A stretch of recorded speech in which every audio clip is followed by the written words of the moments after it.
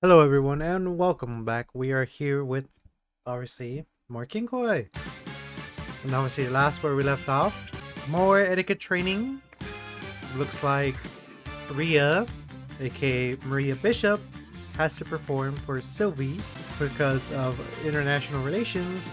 And obviously, Oro was kind of sad for some bit, but it's all coming together. So, let's get back into it. ロールするわよ。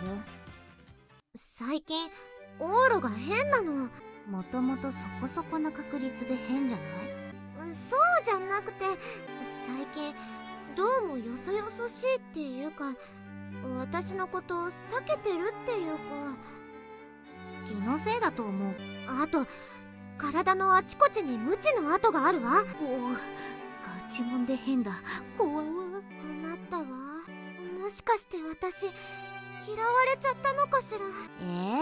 シルビーがオーロを嫌うならともかく逆はなしなしだと思うけどね。無修正ってあるじゃん。ほら、モザイクなしの。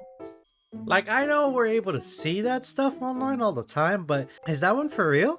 最近あれを入手したから見てたんだ。どうでした？バッチリでしたか？ Not that great? 聞いた。どうして？無修正でしょ？ Nah, I know how you feel. Once you get used to mosaics, when you see the real deal, all of a sudden, the first impression that comes to mind is, there's no mosaics. そんなものなのですか？というか市松くんはしれっと無修正見たことあるんですね。それもあるんだけど、俺の場合は違ってさ。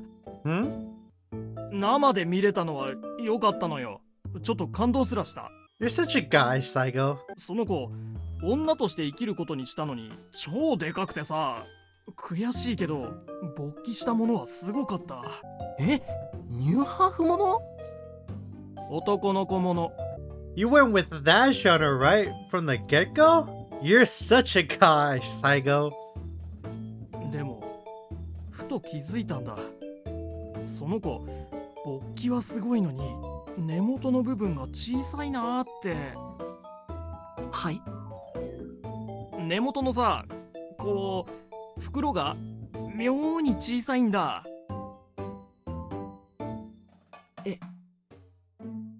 それってモザイクがないからはっきり見えたよ。縮み切った玉袋に縫い目があるのが。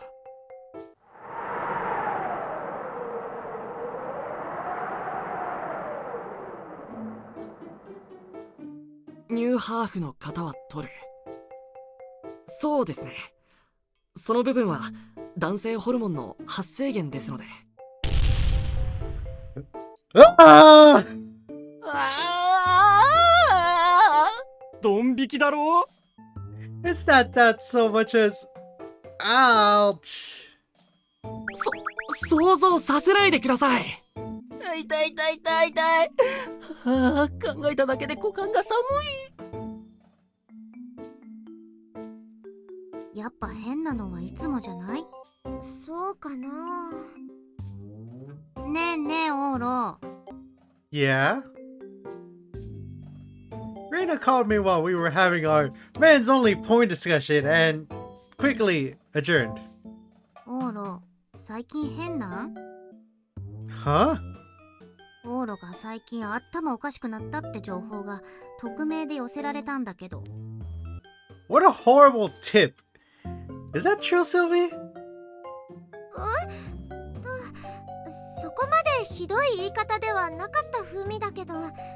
I like to say I'm completely normal. Besides other things. だよね。ちょっと友達とニューハーフの無修正ビデオについて語り合う程度のごくごく普通の男の子だもんね。大丈夫みたいよ。本人に聞いてどうするの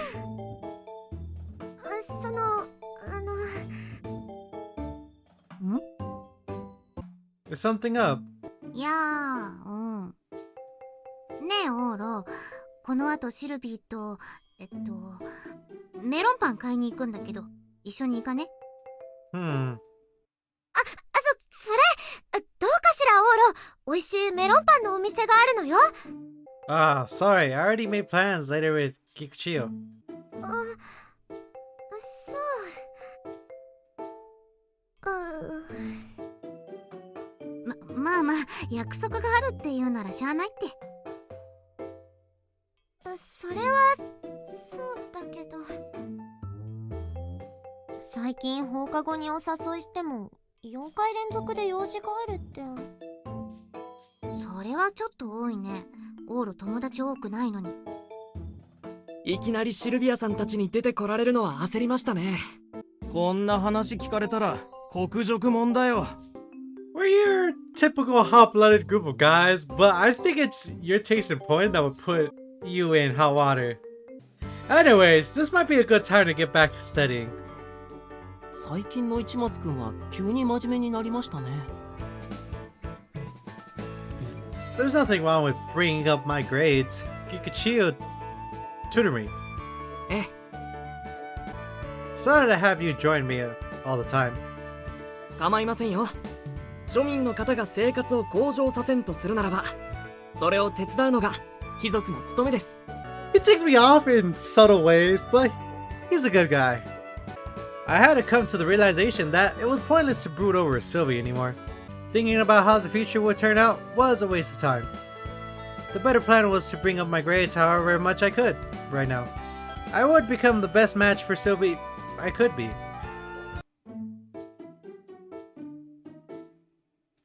もうシルビー、そんな暗い顔しないで。シルビーがそんな顔してると調子狂うっていうか、みんな気にしちゃうよ。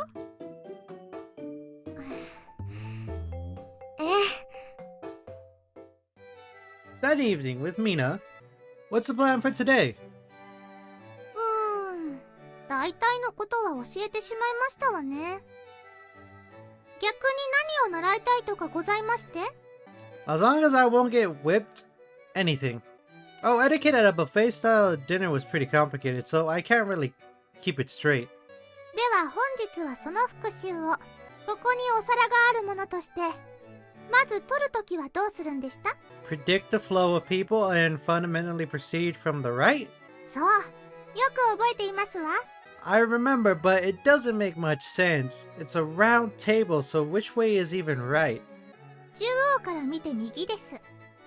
立食というものは常に人が円形に動きますので、その流れを乱さぬようにですわ。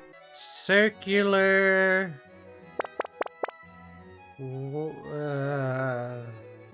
like this?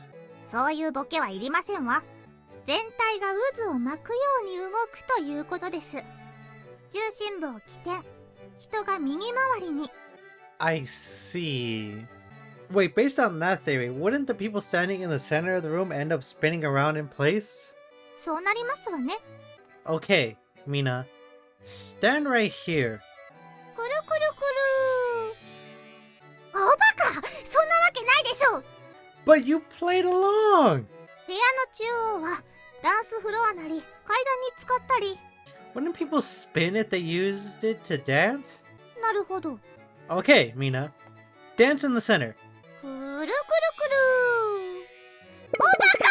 While we were working hard again today. あら、電話ですわ。 Mina got an incoming call on her cell phone. Who could it be? I didn't have to wonder long. もしもしお姉様？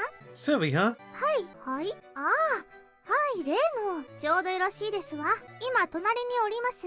Me? ゲロー、お姉様からこの後、例のお茶会ができないかとお誘いですわ。 Ah, one of those, huh? I wanted to go desperately, so... But if I was alone with Sylvie right now, I'd feel too weird. Sorry, I'll pass for today. 何か予定ありましたかしら？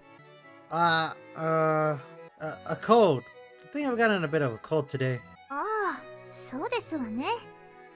12月に入ってめっきり寒くなりましたし。そう、お姉様もあまり外を出歩くのは勧められませんわ。ええ、ありがとうミナ。オーロによろしくね。また夜中に抜け出すおつもりだったようで。でもダメになっちゃった。あっさり認めないでください。もうどうかされたのですか？そういえば様子が変わったのも先週のあのお茶会。わがままに付き合わせて風邪をひかせて平気な顔してたんだもの。呆れられるわよね。はい？いえ、こんなこと初めてだから混乱してるみたい。シルビア様、よろしいですか？何エキスナ。はい、実は例の件、龍蔵寺から返事が来ました。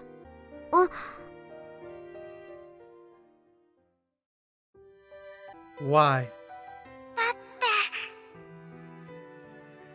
この髪、黄色だから。 Oh yeah. Back in the day, Sylvie's personality was completely different. A bit introverted or maybe just quiet. A young woman who perfectly embodied the image of a princess.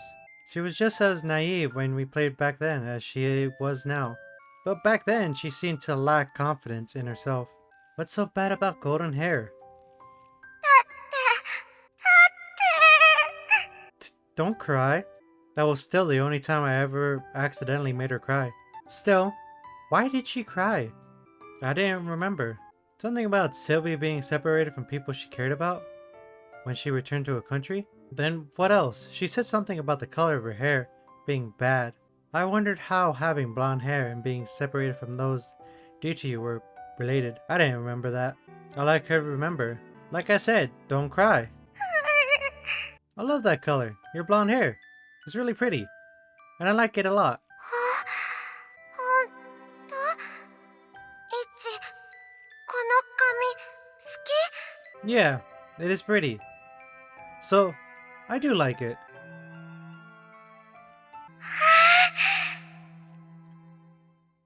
Was that she smiled in the end. I was pretty overbearing back in those days, wasn't I? Looking back on it now, that may have been pretty cool. A description I couldn't even remotely give myself these days.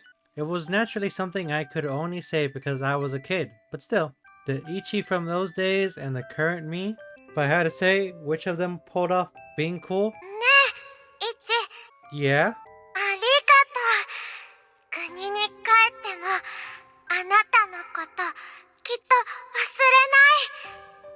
大事にします。この黄色でもらえたこのキュロちゃんも Yeah. ずっと大事にしますね。 Ah!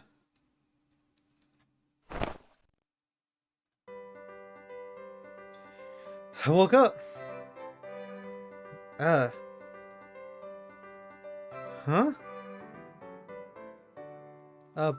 What the? I just had a dream about Sylvia from when we were little. And wasn't that part at the end majorly unsettling? It was like, what was it exactly? 先輩、おはようございます。 Ah, on my way. My invite to Radio Calisthenics came in, so I didn't have time to dwell on it.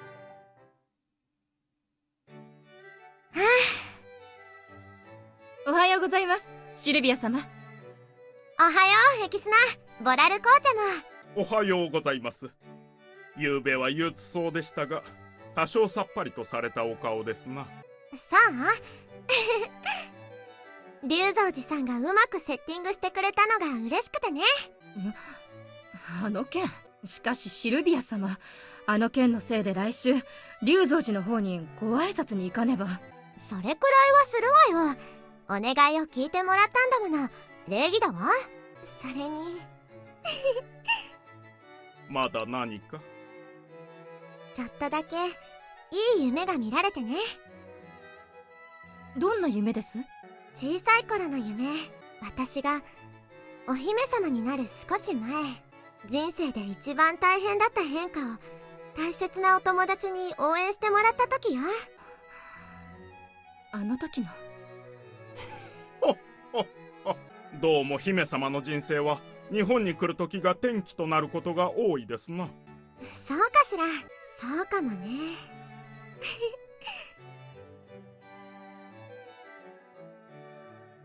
もしくは彼に会った時。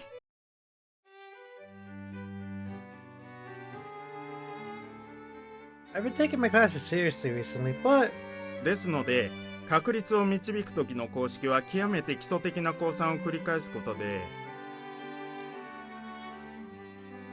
I'm sorry, but everything went into one ear and out the other. I was staring straight at Sylvie in the seat ahead of mine. More precisely at the hair cascading down her back. My eyes were captivated by the long golden hair that practically cloaked her back. Now that I took a good look, her hair was gorgeous. The expression honey-colored clicked perfectly.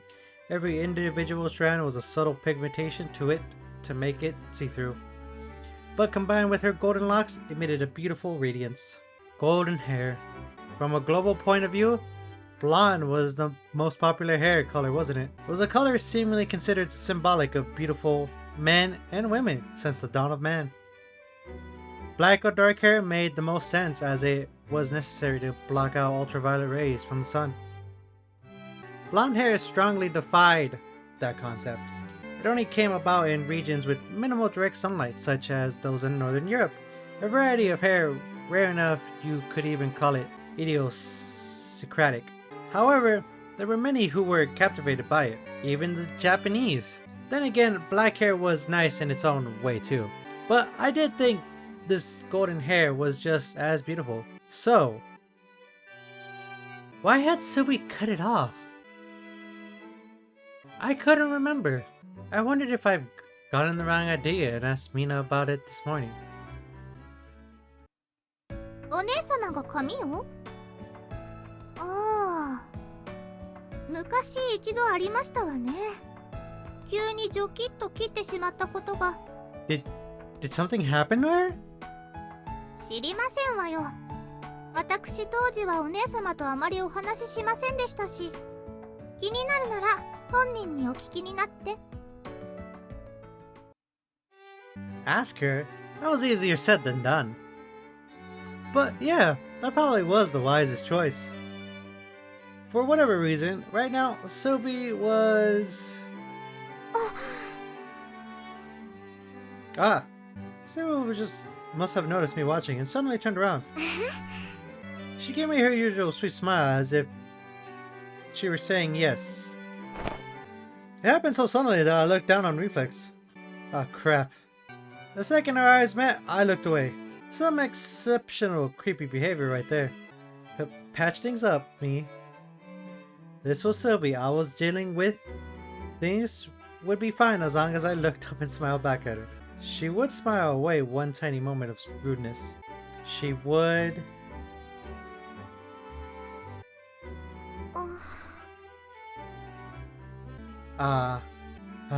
It was no use. She turned away.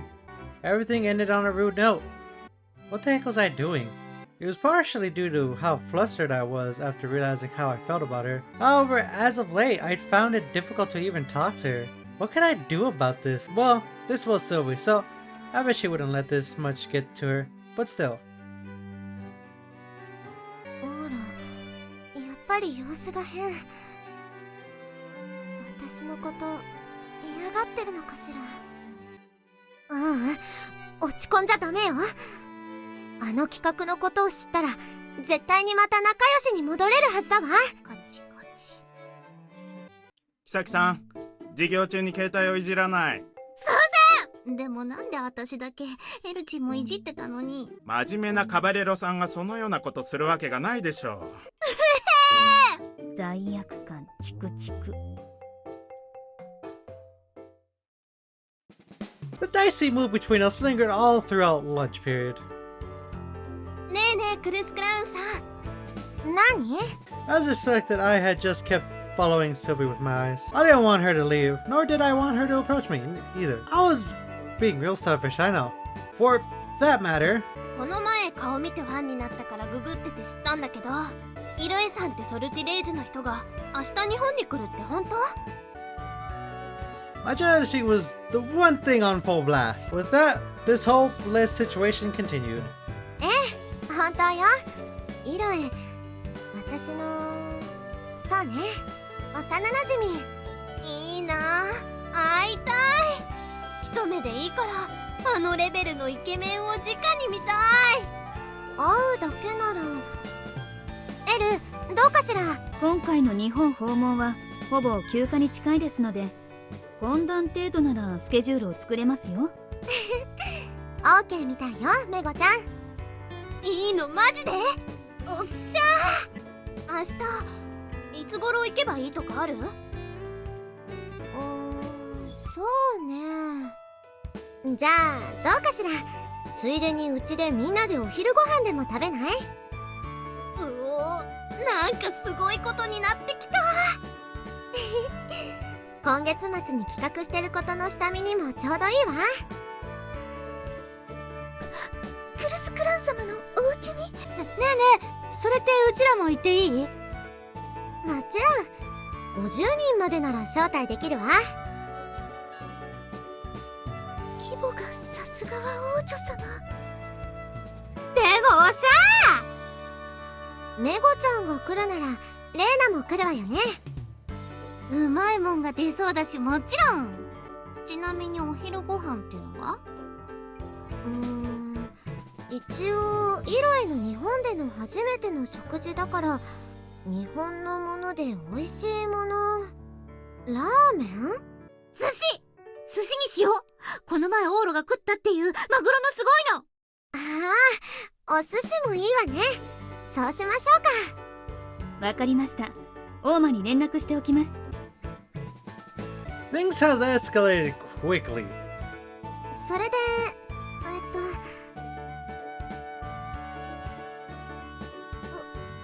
オール、どうかしら。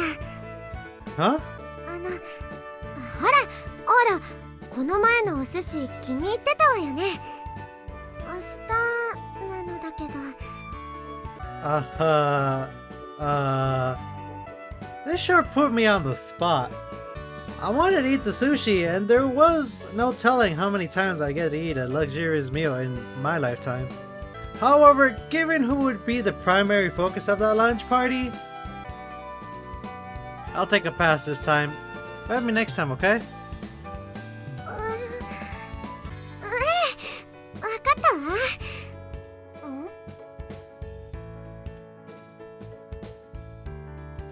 I still didn't have the nerve to meet the cereal guy. After I turned her down, Sylvie and I forced some uncomfortable smiles. The awful ambience lingered. Maybe I turned her down the wrong way?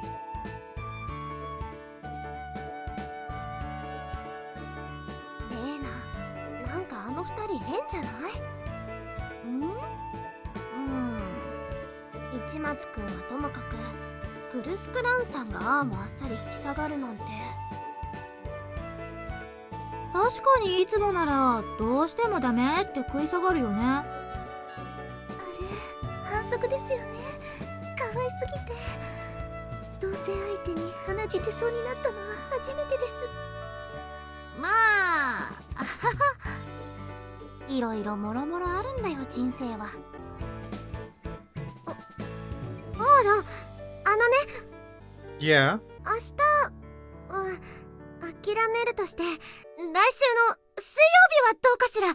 授業の後、放課後、時間が欲しいの。夕食、一緒にしたいわ。献立はこちらで決められないから、お寿司にできるかはわからないんだけど、オーロに会ってほしい人がいるの。Sure. I didn't quite understand what was going on, but the way she urged me on was incredibly intense. I nodded in agreement, mostly on reflex. よかった。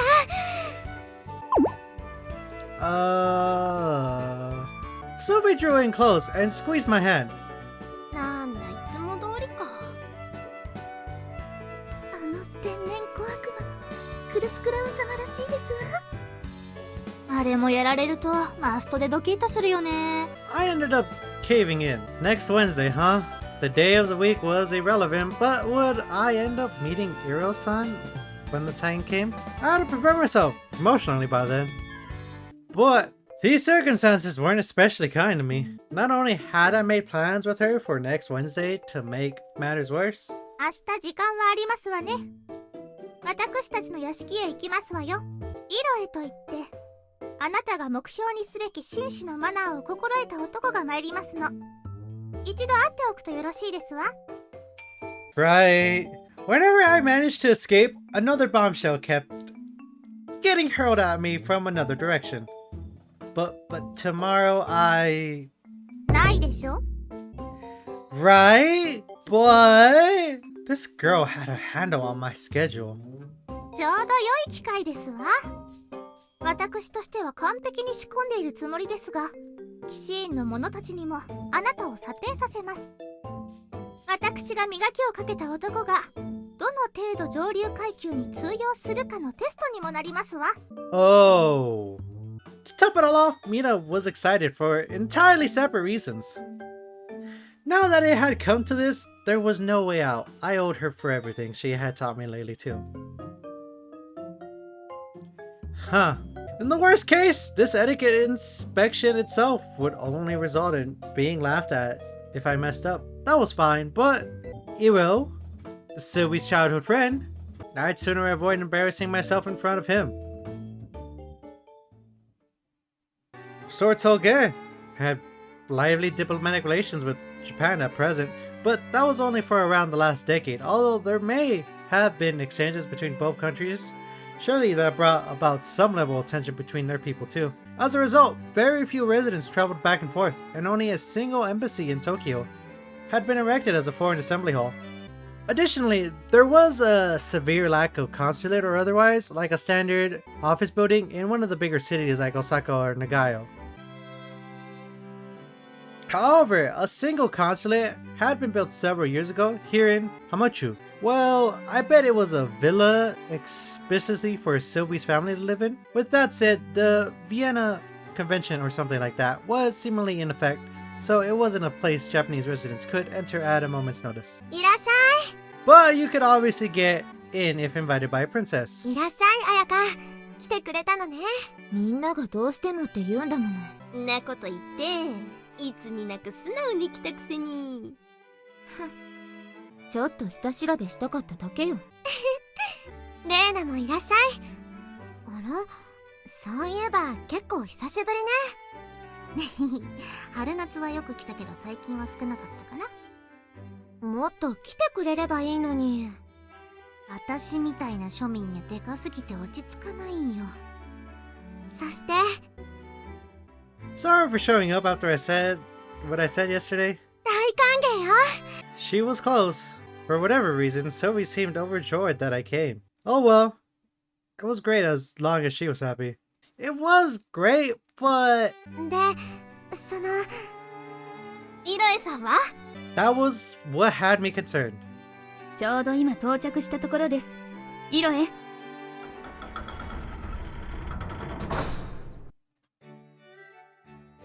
はじめまして。うお、ガチのイケメン。 An unmistakably beautiful man walked through the door. He was a little over 180 centimeters tall, and despite how thin he looked, his chest and upper arms were moderately muscular. A real lean yet toned type. Here I'd hoped his photo had been doctored, and that chiseled face would be on the body of a pipsqueak, or he had a belly that bulged out like dorayaki. 久しぶり、ヒロエ。ご無沙汰しております、シルビア王女。イロエ・ディ・カバレロイスタ、推賛いたしました。The handsome man respectfully went down on one knee and bowed his head. He waited for Sylvie to signal that it was okay to get up, then finally stood. What was that? I've never heard of this. あれは騎士としての忠誠の挨拶。あなたは覚えなくて結構。That was terrifying. I thought it was some crazy form of etiquette that I hadn't learned yet. Wait, caballero. おや、言っていませんでしたか？イロエは私の兄です。Whoa, the big brother of Sylvie's most trustworthy imperial knight. Ellie was a knight, but was also the daughter of a high-status family?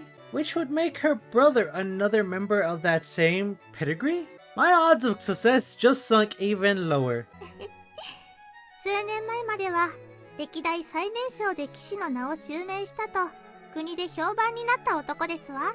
その後すぐ誰かさんが記録を更新して話は廃れましたけど。私の叙勲はイロへのおまけのような側面が大きいですので。You two really are high-ranking elites. I was used to her monstrous list of qualifications at this point, so this new information wasn't all that surprising. 11ヶ月ぶり、約1年ぶりね、ヒロエ。はい。シルビア王女におかれましてはお変わりなくて大変。もう、ヒロエ、こんな席なんだからそんなにかしこまらなくて結構。いつもみたいにシルビーと呼んで。そうかい。じゃあ改めて久しぶりだね、シルビー。Oh. イロへ立場をわきまえてください。いいじゃないか、エル。今は公務外なんだ。まったくもエルもこのくらい気を緩めていいのに。う。できません。相変わらずだな。シルビーは堅苦しいのが嫌いなんだから、もっと器用に接するのも大事だぞ。他はともかく僕たちの仲なんだから。ねまったく、あまり慣れ慣れしいのは困ります。いくらイロエとシルビー様のご関係とはいえ。うわ親しそうね。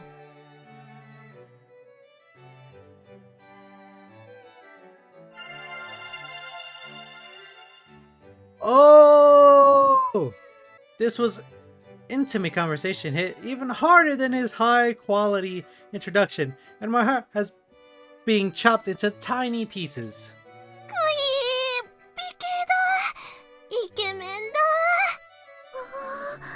オーラが、五光がすごい。 Enough about his face and stuff. と、はじめまして皆さん。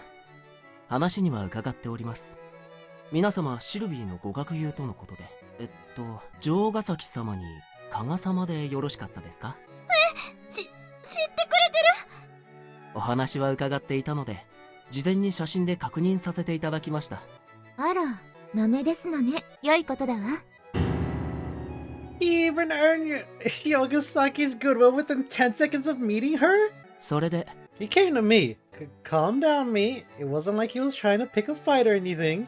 Give him a clear spoken greeting and it's all be over. No need to antagonize him. As long as I let this play out smoothly. オーロ睨まれてる？あら。君が1、オーロ市松くんだね。Yes. Huh? He looked kind of mad. 話には聞いています。シルビーには随分なことをしてくれたようで。I do not recall. After subjugating me to unconcealed glare, he walked away. Okay. Time out. チャージドタイムアウト。市松ですわ。What's going on? Does he hate me from the get-go? おかしいですわね。あなた何かイロエを怒らせることでも？ I've never met the guy before. 紳士の態度についてイロエに教授願おうとしたのに、これじゃ難しそう。ま、でもどうにかなるでしょう。Despite her confusion, she didn't seem interested in helping me resolve the matter. Damn it! I guess I was flying solo for this one. さあ、みんなご飯にしましょう。お寿司ができているわ。しゃー！ And so the lunch we were promised began. うおー、うんでー、マグロー。なにこのトロ。かなりいい状態で空輸しているわね。さすがソルティレージュ。テレビ局とじゃ贅沢の規模が違うわ。All of the ladies were overjoyed. それで市松くん、君はどんな経緯でシルビーと親しくなったのかな？いや、聞いてはいるのだが、シルビーやエロイナの言い方ではいろいろと齟齬が見られてね。君からの意見も聞きたい。どんな経緯で？ The food in my mouth suddenly lost all flavor. マナーを覚えたか見ようと思いましたが、よく考えたらお寿司の食べ方など私の方が知りませんでしたわ。お箸は使わずに手で食べるのがいいのだそうよ。城ヶ崎殿以外は皆手で食べていますね。どちらが正解なのでしょう。ところでさっきからイロエがずっとオーロのそばにいるけど、 Don't be Sylvie. 男の子同士気が合うのね。よかった、仲良くなってくれて。 Help me. 初対面からこんな接し方で気分が悪いかもしれないのは分かっている。 Huh? This was a sudden shift. He seemed to have maintained a degree of composure, but if he was self-aware and still picking a fight, then well, that was a problem in its own right. だがシルビーのことが心配なんだ。小さい頃は大事な妹だったから。 Huh? That's so. But that didn't mean I'd done anything to... Hang on a second. What? Something about the way he phrased that just now bugged me. Sylvie seemed to think of him like a big brother, so I understood why she referred to her that way, but said Sylvie was a sister to him when she was younger. He made it sound like he didn't think of her that way now. Was she more like a fiance or something now? That sudden realization made my heart grow cold. 今は立場が変わったとはいえ心配だ。血のつながった兄としては。イロエ、 Ellie barged in with an expression that looked exaggeratedly menacing. So, なにどうかしまして？ didn't sound like the others had heard, but I most certainly had. Ellie? What is he talking about? イロエ、 Ellie grimaced and scowled at her brother. They must not have wanted that information to get out. 彼には言っていないのか。シルビーの婚約者には知っていただくべきと思うのだが。Fee! いや Here came another furious woman, and the pretty boy was sent flying. Huh? What's going on? Why would I be Sylvie's fiance? And not this hottie with a body? ごめんなさい、違うのオーロ。イロエは昔から私が清掃の具にならないようにって誰と結婚するかにずっとうるさくて、それで小さい頃のことがあるからオーロに責任を取らせるべきだって、これも誤解なんだけど。 Sorry, could you explain everything to me from the beginning? None of this made any sense. はあ、もうイロエの天然ボケは治りませんわね。我が兄ながら情けない。あなたも大概ですけどね。イスタ家の血かしら。神なる様、はいはい、失言でしたわ。ゲロ、この後残りなさいな。話したいことがありますわ。Okay. We already had plans for lunch, so everyone dispersed a couple of hours later. Only I stuck behind. もうイロエったら。申し訳ありません。日本でのことは文面で聞いたばかりでしたので、てっきりオーロ一松殿はすでにシルビーと婚約まで済ませているとばかり。こだって再会してすぐに学園に転入させたとか、一松殿もそれを喜んでいるとか、シルビーの書簡には大好きなオーロがどうとかばっかりで。He was knocked out cold. So, you actually could chop a man in the back of the neck and knock him out in real life, huh? 円髄とかが非常に危険なのでおすすめしませんけどね。Ah, this was a dangerous subject to bring up all of a sudden, for my blood pressure mainly. Firstly, is that dude you knocked out really Ellie's brother? ええ、頼りないうちの兄です。But earlier... そう、もうご想像の通りですわ。私にとってもお兄ちゃんなの。昔ね。 So she said, but... 私、元はイスタ家の人間だったの。Huh? Then... エルは私のお姉ちゃんよ。シルビー様。お姉様、ご冗談とはいえ。そうね。これはもう口外してはならないことだわ。There must have been some big meaning behind it, as they were complaining over a single word. Now that you mention it, you two have the same color hair. Ellie, Iroe, and Sylvie all had blonde hair, while Mina was silver-haired. If I split them up by lineage, then it would be crystal clear. この件についてはあまり詮索しないでください。私たちでは口外できないことも多いのです。Right. I'm sure it would. It makes sense to me, even if I did hear the specifics of their situation. So Sylvie was born into Ellie's family? Then put up for adoption? え Then you weren't a princess from birth. 10年前遊んだ時は一度もお姫様だなんて名乗ってないのよ。 Ah, here I thought I'd forgotten a massive piece of information. But you weren't a princess then. Sylvie certainly looked like a princess when we were little, and I probably would have been more careful around her if she were one. ねえ、オーラ、覚えてる？私が幼女に出ることを言うのは2回目だって。 Huh? When? やっぱり覚えてなかった。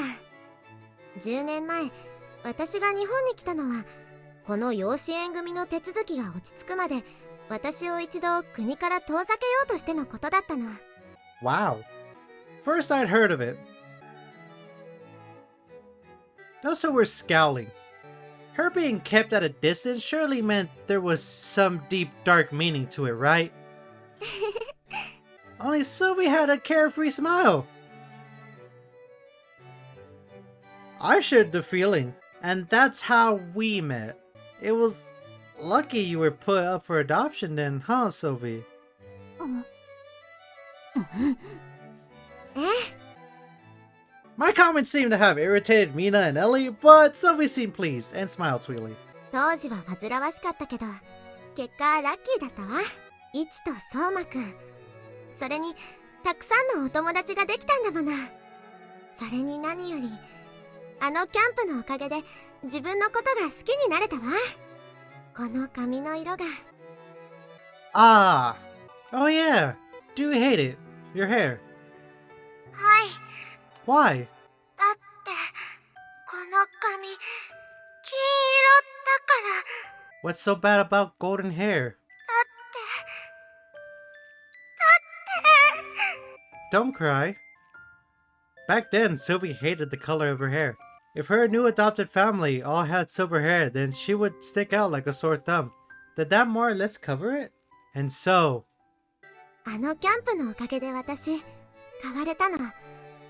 髪の色がどんなでも、私は私だって。この金髪は魅力的だって何度も言ってくれたから。 Sylvie brushed her hair up into the air. Her silky smooth hair fluttered apart with its sun-like radiance. 私の人生を変えてくれた1週間だったわ。だから、人生で一番感謝してる。 Sylvie? 相馬くんのことは。 Her, huh? Rhea and I had complimented her blonde locks all the time when we were kids. So, I could tell Sylvie was referring to one of us over the course of the conversation, but that clearly wasn't me.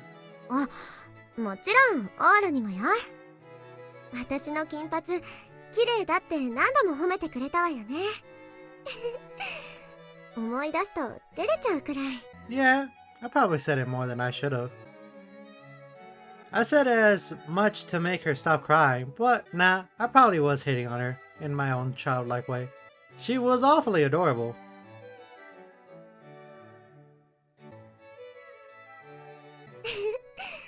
それでね、国に帰ってイロエとエルにだけは行っちゃったの。あっちで好きな子ができちゃったって。突然左手薬指に指輪などし始めるから何事かと。 Oh, I see how that happened. That golden ring, huh? あれは怒られたわね。特にイロエには。当然です。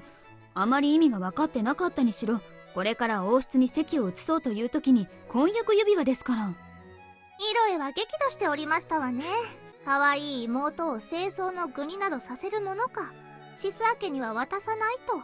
危うくイスタ家とシスア家で内紛になりかけたわ。ソルティレージュが真っ二つになるところだったわね。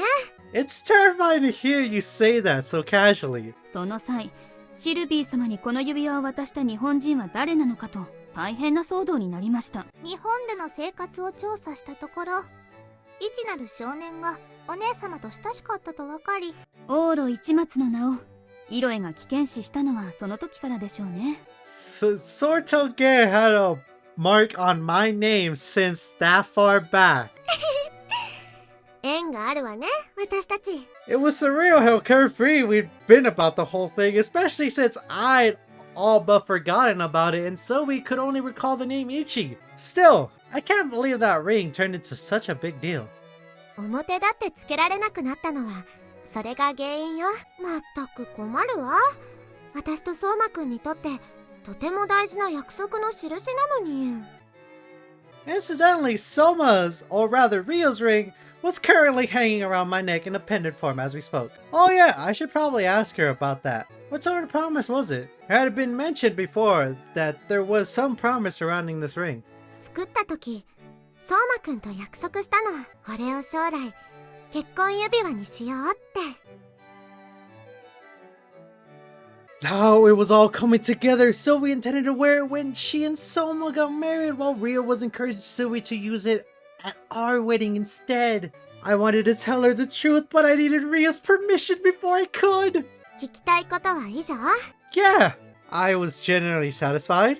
If I had to pick anything to bring up though, you know, didn't he fly off the handle a little too fast? Inoue stood up. 市松殿。失敬、取り乱しました。しかしこれも、貴公がかつて我が国の第9王女であり、当時は自分の妹でもあったシルビーをかどわかしたためだと思っていただきたい。I'm telling you, I haven't done anything to her. Nobody here was a kidnapper, as the title should be reserved for Ria or Suma-kun. しかし10年前のシルビーには、日本でよほどのことがあったはず。でなくば、あれの説明がつきません。Not really. That ring was just part of a camp event. It was an accessory made from piano scraps, clearly not something worth all this fuss. Or so I thought. 指輪のことだけじゃない。あの長かった髪をバッサリ切ってしまうなど、よほどのことでしょう。Ah, he was right. That was something else I didn't know, if I recalled, at the time. Sylvie cut her hair just as she was about to leave. ああ。 His comment must have jogged Sylvie's memory as she smiled weirdly and touched her hair. Long hair looked wonderful on her. Its golden radiance and ample volume made it stand out all more. Hair long enough that it would be a devastating loss if it were ever cut. What must have happened for her to chop so much of it off? Inoue and I, as well as Ellie and Mina, simultaneously turned towards Sylvie. Why had she cut her hair? This appeared to be the one thing that even Ellie and Mina, her older and younger sisters, hadn't heard. Sylvie's answer 内緒。 was to hold her index finger up in front of her nose. では、市松殿にこっぴどく振られたシルビーが、泣きながら過去を断ち切るべく髪を切ったわけでは。ないわ。失礼ね、イロエ。そんな風に思ってたわけ？申し訳ない。その時日本語の勉強として見ていたドラマで、ちょうどそのような展開があって。Did they even have cliched dramas like that a decade ago? Sounded like we'd clear things up of the misunderstanding. Good? Good. Huh. It was a difficult day. I don't feel depressed anymore, that's for sure. 憂鬱って？ Well, yeah, because you've never mind. I couldn't say it in front of her. Of all the information I learned today, this was naturally what made me happiest. That Inoue, Sylvie's closest childhood friend, the tall, handsome blonde guy, more trustworthy than anyone, was her biological brother. They may not have currently been part of the same family in name, but you could safely say it put him in the most reassuring category possible. That was one rival down. なんだかニヤニヤしてますわね。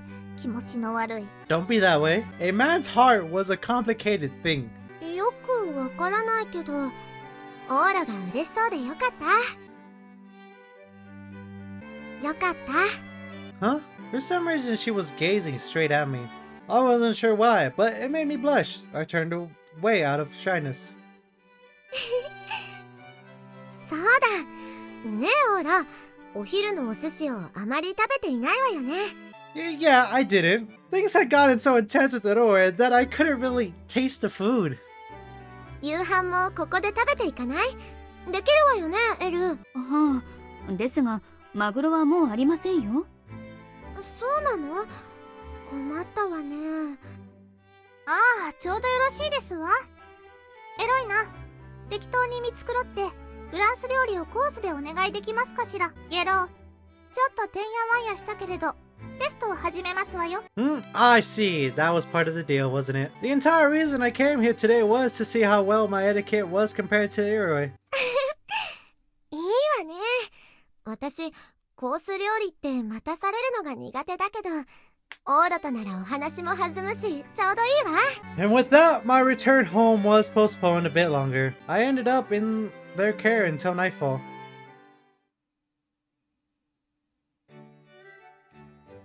ソルティレージュは欧州でも主にスパニッシュの影響が強い文化圏にありますが、建国以降あらゆる国との関係をバランスよく築いており、文化もまた混然としておりますわ。お料理はやはりフランスの影響が色濃い。フランス、中国、トルコ料理はそれぞれ個性的ですものね。幸いというか、フランス料理は今日世界的に見ても極めて高い評価を受けております。マナーを覚えるのであれば、まずはフレンチからですわ。Can't get a hold on it. It screeched. The plate screeched when the knife scraped against it. I can't pick up this lettuce with a fork. どうしたのミナ？表情が暗いわ。私、先生としての才能はないようですわ。市松殿、落ち着いてください。Yes, sir. サラダはこのように折りたたんで厚みを持たせるとフォークが刺さるようになります。Oh, I get it like this. Is this right? ミナ？悲しそうだわ。あれ、つい昨日教えたことですのに。まあまあ。オーロは日本人だから、やっぱりお箸の方が扱いやすいわよね。To be honest, yes. Forks are so... Why forks? 落ち着いてください。お箸もあったわよね。ダメです。使えるわね、ゲロ。フォークも使えるはずですわよね。Yes. Mina, who had acted as my teacher until today, appeared zealous. It felt like I was being treated like a little kid, but I had to make it work somehow. 続きをお願いしますわ。お次はスープ。これならできますわね。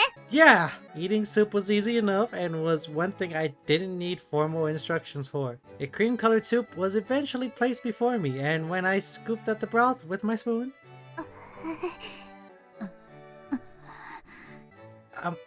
正解ですわ。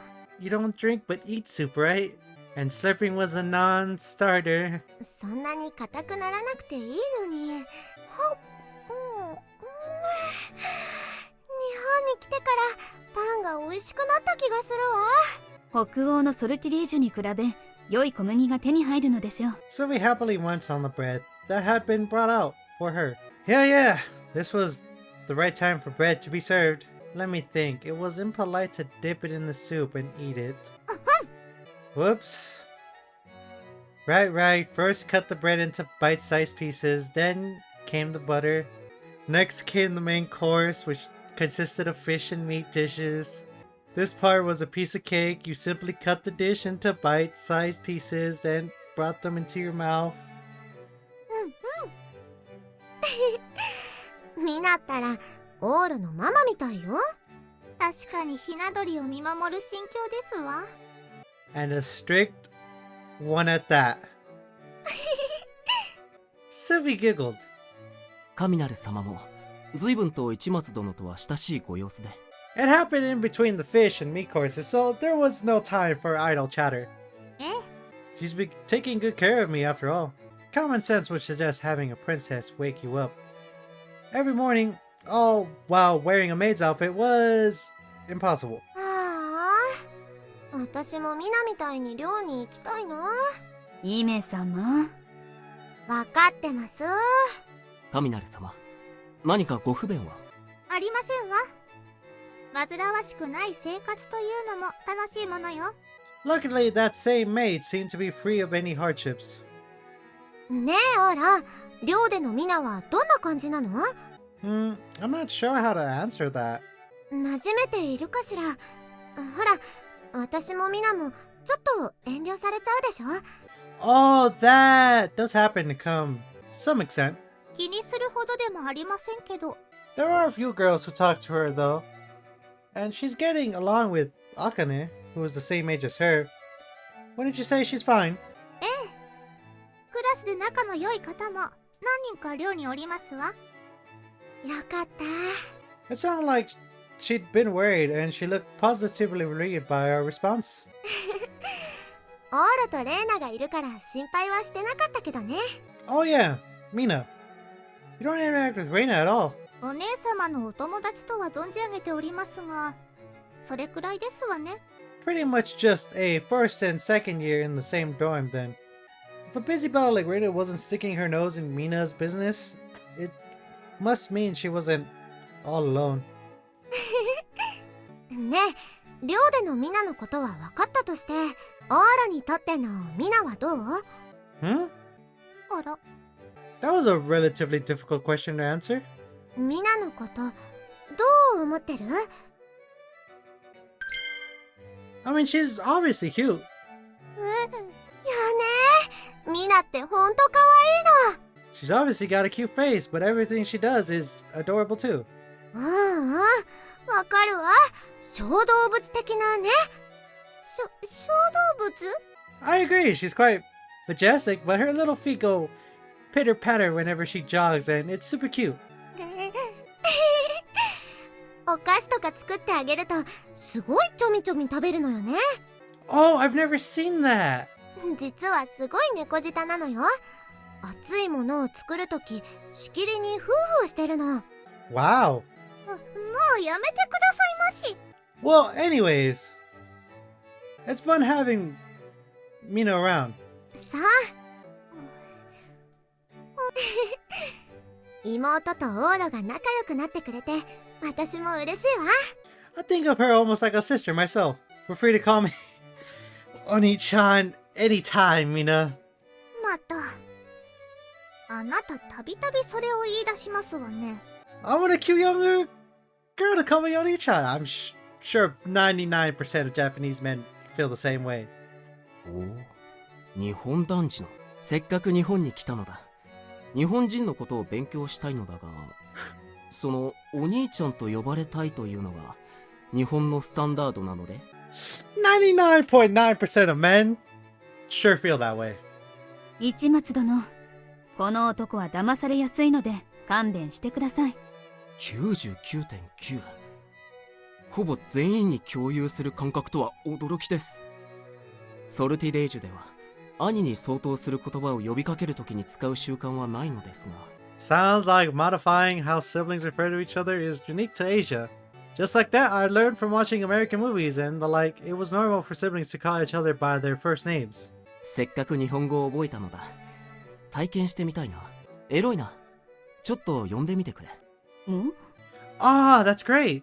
What a stroke of love that his beautiful sister was seated beside us. よくわかりませんが、お兄ちゃん？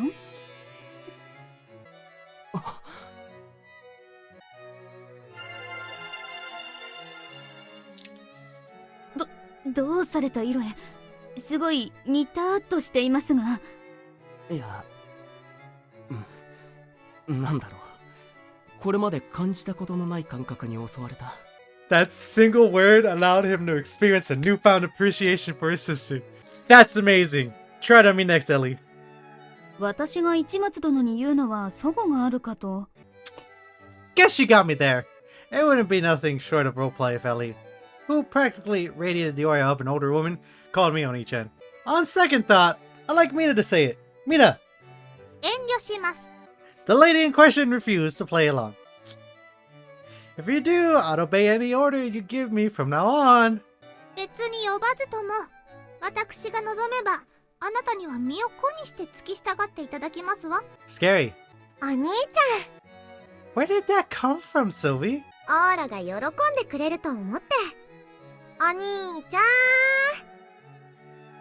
あれオールが晴れ渡った草原を眺めるような無垢な目をしているわ。I'm totally devoid of emotion when it comes to how you called me Oni-chan just now. But your kindness makes my heart feel sunny. It's that sort of look. 残念。I really like it if it were Mina, but... 私に兄と呼ばせるということは、ソルティレージ王室シスアに対する配信とも取られかねませんわよ。The royal family's nitpicking extends this far? そこまでうるさく言うつもりはございませんけどね。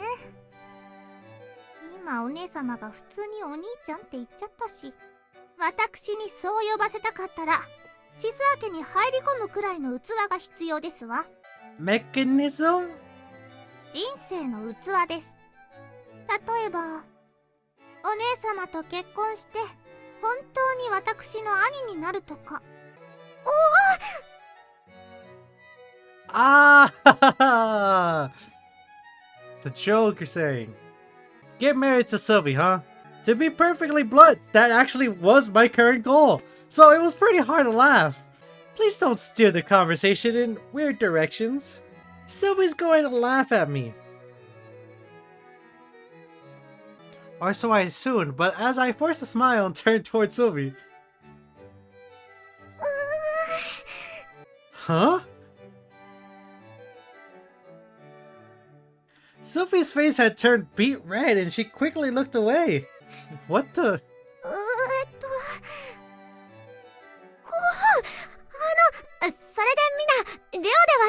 Sylvia acted flustered for whatever reason and tried to change the subject. And then... accidentally hit the table with her elbow and it plunged to the floor.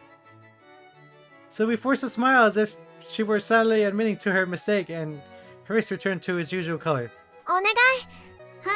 With a quick flit of her hand, a chamberlain promptly collected the fallen knife and another attendant brought out a new one. Whoa, that was amazing. Oh, but that's right. This is the way it's done. You're not supposed to pick up anything you dropped yourself, are you? We return to the subject of etiquette. I had seen this on TV before, but it was impolite to pick up dropped items during multi-course meals in particular. This may be the piece of etiquette that disagrees with the most from a commoner's sensibility. You pick up something you dropped on your own. 日本人は責任感が強いからそういう人が多いそうね。Putting etiquette and whatnot aside, it's more so out of reflex. Having someone else pick up what you dropped would just make me feel arrogant. その気持ちもわからないではないですが、考え方を変えるのが良いかと。食事中は卓の上が全て、卓の下を見ることは避けるべきと。I see what you mean. I guess it was easier to accept if you perceived it that way. That is educational. いえ。 At some point or another, I'd gotten used to carrying on a regular conversation with Iroi. I still feel bad if I were to drop something though. It's something that's drilled into us as a commoner. あまり変わらないとは思うのだけど、基本的にはこれと同じよ。ねえ、お水をお願い。かしこまりました。Someone raised her hand and servants immediately came out with pitchers. これなら普通でしょ? No, speaking as a commoner, I'd still feel bad. If commoner wants water, they'd go get it from the sink themselves. はあ。私たちは食事中に厨房に入ろうとしたら逆に叱られますわよね。それこそ例のない行為ですからね。I guess we really are just from two different worlds. そう考えると、オーロとこんなに仲良くなれた偶然にもっと感謝したくなるわ。The conversation had veered into a less than pleasant direction, but nobody seemed diffident or hesitant by it. We were having a fun meal together. Nothing to toot my own horn or anything, but I think I was doing a great job. Then, 私も水をお願いします。はい。 Inoue held out his glass too. That was when I realized. あら、そういえば、イロエもお水なの？はい。はワインにしたらどうかしら。ジャパニーズワインがいくつかあるそうよ。あ。しかし。シルビー様、この席でアルコールというのはちょっと。 Everyone here but Inoue was a student. After all, it'd be pretty dicey if he were the only one to drink. But Sylvie said, いいじゃない。今日のイロエは休日なのだから。ねえ、リストを持ってきてあげて。承知しました。 Sylvie pushed the subject forward, of her own accord. Inoue smiled weirdly and didn't argue the point further. However, he didn't appear to dislike alcohol.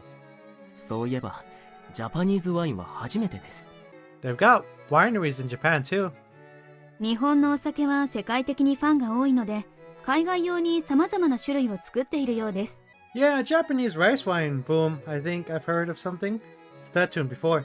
I had heard that Japanese wine, beer, and whiskey were popular across the globe. ジャパニーズワインも欧州で評判になっています。ただ味は良いのですが、値段が非常に張るとかでブームというほどではありませんが。Japan does have pricey land costs to deal with. 山梨という銘柄のワインが良いと聞きました。Yamanashi isn't really a brand, it's just the name of the place it's made. 面白いのよ、イロエ。山梨はね、山がないという意味の言葉なのに、山ばかりの場所にあるの。おお、不可思議な。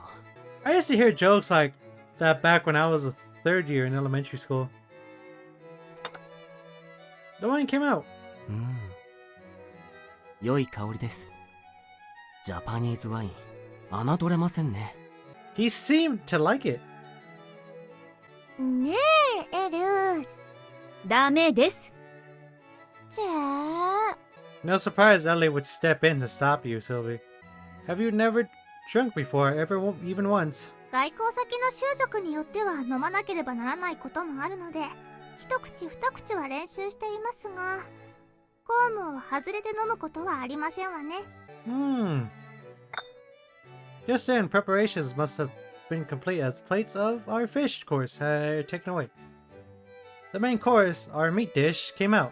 さあ、最後の一踏ん張りですわよ。Yeah. Once this was over, that would only leave dessert. The dessert options were endless, and it would be impossible to guess which would be served in advance. Additionally, there were no real restrictions to speak of in terms of proper dessert etiquette. As far as my etiquette test as a whole was concerned, this meat dish was my final hurdle. I took my knife and fork. The meat we were served, I believe it was sheep or something, was fairly sizable, yet soft like gelatin. It could be easily cut with a quick slice of your knife. After it was cut into a bite-sized piece, I grabbed it with my fork. Turning one's fork in an inward fashion was essential. I brought it to my mouth. Mina nodded her head, seemingly in approval. I was right. Gotta keep this up. When I was done eating, I collected my knife and fork, placed them at the right side of my plate. よろしい。完璧よ、オーロ。 Thanks for that. Alright, I was too nervous to enjoy this rare, delicious meal, but now I could help myself to a dessert. I cleared the game. 大したものです、市松殿。感服いたしました。 Not at all. I helped myself to the freshly poured glass of water to settle my nerves. シルビー様も明日は負けていられませんね。そうね。和食のマナー、作法だったかしら。間違えないようにしないと。あら、お姉様、明日は何か？ええ、ランチに誘われているの。I took a drink. 龍蔵寺さんに。ああ、婚約者の。And spat it out everywhere.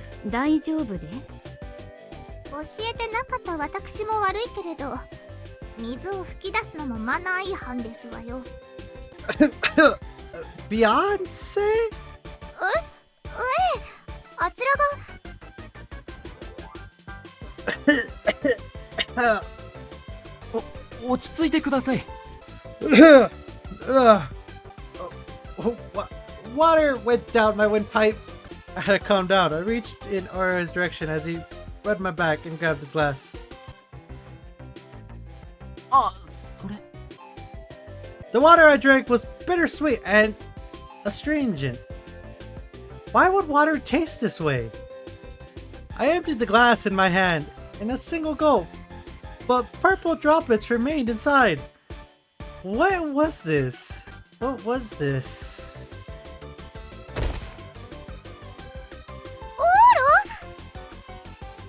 Oxygen flushed back into lungs that had gotten deprived in my coughing fit. What felt like burning steam rose from whatever I had swallowed in the same moment and made my lungs feel like they were on fire. I felt so lightheaded. 水をあと横になれるように。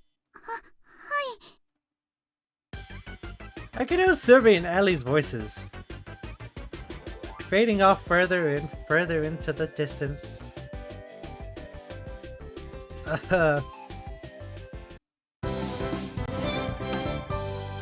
金色ラブリッチェ。